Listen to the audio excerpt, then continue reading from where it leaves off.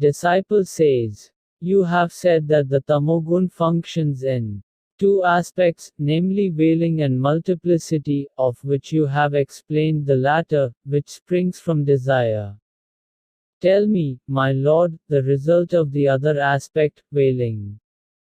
Master says, Avarana or the veiling power, veils the inner vision of all embodied beings, except unexcelled Ishvara and self-realized Jnani, in the shape of, it does not shine forth, in the same way as the dense darkness of a wintry night hides the sky, the earth and the directions from our view.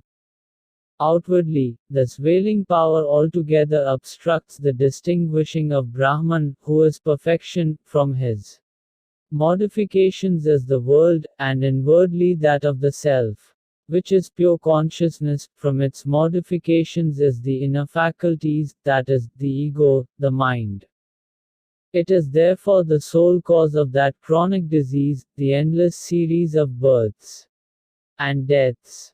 The question then arises, whereon does the superimposition rest when the substratum is completely hidden? And how can there be any superimposition if the substratum is not hidden? The answer is, the substratum is twofold, general and particular, of which the general substratum remains continuous and unbroken. Transient superimposition is particular. In the world, the common substratum, can never be veiled, but only the particular identity, this is a rope. Similarly with the jiva, ignorance does not veil the substratum, I am, but it veils the specific knowledge, I am Brahman. Disciple says, how does it happen, my master, that the power of veiling is sentient for the doings of the power of multiplicity, which arising as the five sheaths, the jiva and the world, obstructs pure being from view? Master says, listen carefully. Although the power of multiplicity is the direct cause of the misery-laden cycle of births and deaths, yet it is of service to those who seek liberation in earnest. Can the darkness of night be of the same service for one's useful activities as the light of day? What more can I say to you? Therefore, my son, the power of veiling is the more harmful of the two. Has any one gained release from the cycle of subsequent births because the world was totally lost from view in his deep sleep or in the dissolution? The power of multiplicity can altogether bring about liberation, but the thick veil of ignorance is the sole cause of the present calamity. You may ask thus. Since the power of multiplicity is said to be a superimposition like the appearance of silver in mother of pearl, and is therefore false, the liberation gained by the aid of this false power must also be equally false. The answer is, a frightful dream, though unreal, ends in waking up the dreamer from sleep. Even so, liberation is real. Just as poison is commonly antidoted with another poison, an iron spike is extracted with another piece of iron, arrows are turned aside by others, and dirt is washed away with other dirt, so ignorance, which is weak in itself, can be eradicated by methods which are themselves of the same Maya. Later this also perishes like the pole used to turn a corpse that is burned. Through this Maya, jivas experience 7 stages of development as follows: ignorance, veiling, multiplicity, indirect knowledge, direct experience, freedom from misery, and supreme bliss. Of these, ignorance is to lose sight of the fact that the inner self is no other than Brahman. Veiling makes one say, there is no Brahman. I do not see him. Multiplicity springs up as, I am a man. I am a jiva. Indirect knowledge is to know the nature of the self by the teachings of the Master. Direct experience is to stay unshaken as the unitary being after inquiry into the self. Freedom from misery is to end limitations and the sense of doership, and supreme bliss is the final accomplishment. That is, release from bondage. I shall now relate to you a story to illustrate this. 10 men forded a stream and, on reaching the other shore, each of them counted 9 others and omitted to count himself. They were all perplexed because the 10th man was missing. Ignorance is want of right understanding, which causes confusion. The 10th man is missing, not to be found. This thought is the wailing. Grief at the loss of the companion as vikshepa. To heed the words of a sympathetic passer-by who says, "The 10th man is among you," is indirect knowledge. When the kindly man further makes one of them count the others and points to the teller as the 10th man, the discovery of oneself as the missing 10th man forms direct experience. The cessation of grief for the lost man is freedom from misery. The joy of indubitable ascertainment by oneself is supreme bliss. Disciple says, "Master, show me my real self so that I may know it as truly as the 10th man did in the anecdote." Master says, "There is the Mahavakya or great sentence from the Vedas. That thou art. The verb art in it establishes the identity of the pronouns that and thou in their ultimate meaning. I shall explain how it does so. Hear me. Just as the ether, though single, is fourfold, as the wide expanse the ether in the clouds, the ether in the pot, and the reflection in water, so Chitta, which is single, is called the all-pervading Brahman, Ishvara, the Self, and the Jiva. In the Mahavakya referred to the word that stands for Almighty Ishvara and thou stands for the Jiva. But ultimately they mean respectively Brahman, who is free from Maya, and the inner self who is free from limitations. They are now mutually bound up like butter in boiled milk. Just as the milk is churned and the butter separated, so also you should realize the self and thus stand apart. The way to get rid of the trappings of the Jiva is to kill the present idea that I am the body, which is only a corpse after all, for it is a mere assemblage of the 5 elements. Nor can you be the breath which moves through the nostrils like the blasts of air blown by bellows. It is simply a function of Rajogun. Can the self be the intellect or the mind which stand to each other in the relation of agent and instrument? These 2 sheaths are only modes of Sattvaguna. Let not the unedifying bliss of deep sleep be mistaken for the self, for it is only a mode of Tamogun. Know, thou, as the self, to be Sat, Chit, Anand, the ever-unchanging, single, eternal and all-pervading witness, and rid yourself of the trap of the 5 sheaths which are of an opposite nature. Disciple says, when I dissociate myself from the 5 sheaths and look beyond, there remains only a blank. I see nothing more than that. Am I to take this blank for the supreme experience of the self? Master says, in the anecdote, the 10th man, of deluded intellect, after counting only 9 men and not recognizing himself as the 10th, was stupefied. Can such stupor be the 10th man? Good son, you are the seer of all. I speak the truth. You are the unchanging witness of the gross, subtle and causal ignorance, the waking, dream, and sleep states, and the passage of time, past, present, and future, which endlessly rise and fall, like waves in the ocean of bliss. Do not ask, by what light shall I see myself who am the all-seeing witness? Can there be a light to illumine the self-luminous light? The 10th man knows himself as such among the others. Is there an 11th man in him? To argue that another knowledge is necessary to make knowledge known is foolish, and leads to interminable controversy. You are neither known nor unknown. Realize yourself as self-shining knowledge. Is it what makes the sweet sweet, not the nature of sugar to be sweet? Realize yourself as the meaning of I, which makes known objects as this and that, or the seen and unseen, and itself lies beyond them.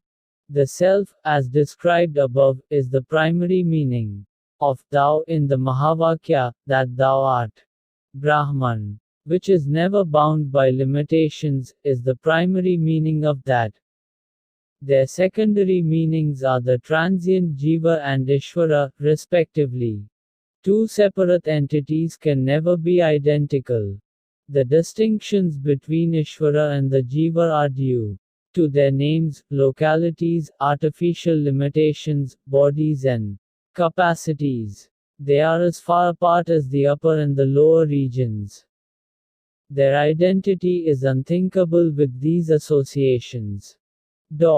When the conventional acceptations of terms appear inconsistent, the Pandits of ancient law bring out the true meanings by employing three methods of exegesis, which are disjunction, conjunction, or the two combined. 1. The house on the Ganges, and 2. The black remained and the red fled, and 3. This is that Devadatta are respective examples of the above. The apparent contradictions in several scriptural passages are eliminated by a judicious use of these three exegetical methods. In the example, this is that Devadatta, the man who was seen in another place and on another occasion, and also known as Devadatta, is this man who is seen in this place and on this occasion. Although the time and place are different, a little consideration reveals the man to be the same. Similarly, in the words that and thou, their literal meanings excluded, the consciousness principle is taken as Brahman and as the witness, whose unbroken identity is established by art, so that Brahman is the self, and the self is Brahman. The ether reflected in water in a pot, and in the clouds, are both circumstantial and therefore unreal. Whereas the space in the pot and the wide expanse are together one and the same. Similarly, all-pervading Brahman and the witness in the individual being are together one and the same. You must experience it so that you may remain fixed in the realization, I am that reality. On hearing this, the disciple, loyal to the instructions of the master, discarded the 5 sheets and the blank. Realized the self as I am Brahman, went beyond that and remained as perfect being. At the glance of the Master who was grace incarnate, the worthy disciple sank into the ocean of bliss and merged as the undivided whole, as pure consciousness free from body, organs and all else, with mind made perfect so that he became the true self, unaware while awake. After the blessed disciple had remained in that state for a long time, his mind gently turned outward. Then he saw his glorious Master before him. His eyes were filled with tears of joy. He was full of love and fell at the feet of the Master. He rose up, came round the Master and with folded hands spoke to him. Lord, you are the reality remaining as my inmost self, ruling me during all my countless incarnations. Glory to you who have put on an external form in order to instruct me. I do not see how I can repay your grace for having liberated me. The Master beamed on him as he spoke, drew him near and said very lovingly, to stay fixed in the self, without the 3 kinds of obstacles obstructing your experience, is the highest return you can render me. Disciple says, my Lord, can such realization as has transcended the dual perception of you and I, and found the self to be entire and all-pervading, fail me at any time. Master says, The truth that I am Brahman is realized from the scriptures or by the grace of the Master, but it cannot be firm in the face of obstructions. Ignorance, uncertainty, and wrong knowledge are obstacles resulting from long-standing habits in the innumerable incarnations of the past which cause trouble. And then the fruits of realization slip away. Therefore, root them out by hearing the truth, reasoning, and meditation. Checked by incantations, fire will not scorch. Likewise, defective realization will not put an end to bondage. Therefore, devote yourself to hearing the truth, reasoning, and meditation, and root out ignorance, uncertainty, and wrong knowledge. Ignorance veils the truth that the self is Brahman and shows forth multiplicity instead. Uncertainty is the confusion resulting from lack of firm faith in the words of the Master, the illusion that the evanescent world is a reality, and that the body is the self, is wrong knowledge. So say the sages. Hearing the truth is to revert the mind repeatedly to the teaching that thou art. Reasoning is rational investigation of the meaning of the text, as already heard. Meditation is one-pointedness of mind. If every day you do these, you will surely gain liberation. The practice must be kept up so long as the sense of knower and knowledge persists. No effort is necessary. Thereafter, remaining as pure, eternal consciousness, untainted like the ether and thus liberated while alive, one will live forever is that, after being disembodied also.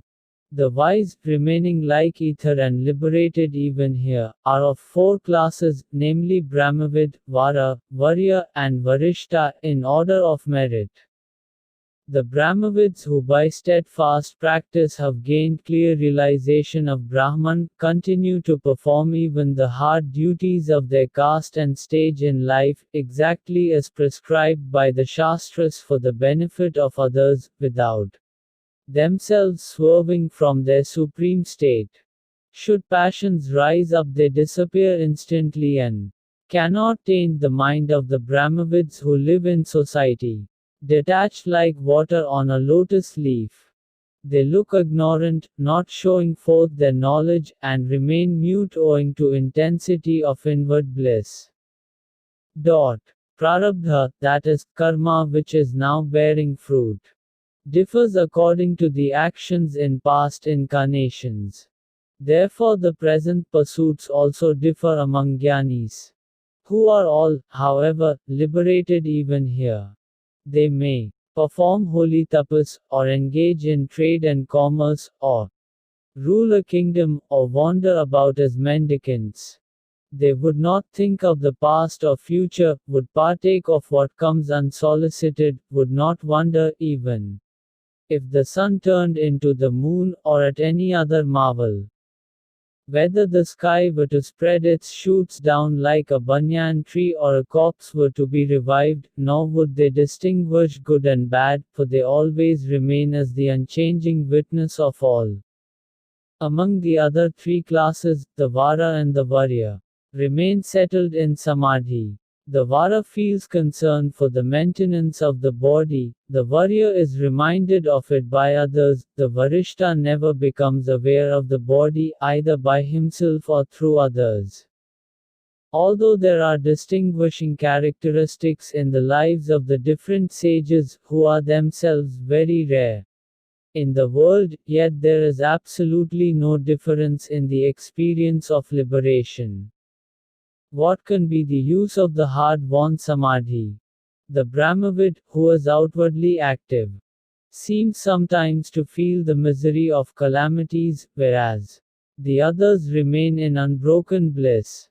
Now if the Brahmavids live like the ignorant, how are they free from the cycle of births, and how is their ignorance gone? The all-pervading ether remains untainted by anything, the other four elements are tainted by contact with objects. So it is with the Brahmavid and the ignorant. The immemorial Vedas declare that single-minded devotion to a holy sage is not only pleasing to Brahma, Vishnu and Shiva together, but also secures the rewards of all the Vedic rites, and finally liberation from the cycle of births. Now listen how liberation while alive persists after disembodiment also. Manifold karma in store, gathered in many births, is altogether burnt away in the fire of jnana, like cotton in a huge conflagration. Further accumulating karma can never approach the jnani. The karma which has brought about the present incarnation is exhausted by experiencing its fruits. How will the merits and demerits of actions during his experience of prarabdha cease to affect him later on? His detractors share the demerits, and his devotees the merits. The causal body of ignorance is reduced to ashes in the fire of jnana. The visible gross body becomes a corpse in due course, then like a drop of water on red-hot iron, the subtle body is dissolved in the self which underlies these three bodies and remains entire all along. As soon as the entity of a pot is broken up, the ether in the pot becomes indistinguishable from the all-pervading ether. So also when the limitation of the body is gone, the Jivanmukta reverts to the natural eternal disembodied state of liberation, free from beginning, middle or end, and in or out. Just as the ether, though all-pervading, seems to be newly opened in a well which is newly dug, so Brahman, though ever present, yet appears as if realized afresh by inquiry into the self as taught by a master or the scriptures. Therefore, O son, be at peace. We are always the same, limitless being. The whole universe is as unreal as water in a mirage. Silver in mother of pearl, the city of Gandharvas in the air. The dreamland of dream, the blue of the sky, the serpent in a rope, the offspring of a barren woman, the horn of a hare, or the thief in a thick post. O son, pure consciousness is alone real. Do not therefore forget the self at any moment. Thus ends the first section of Kaivalya Navaneetha.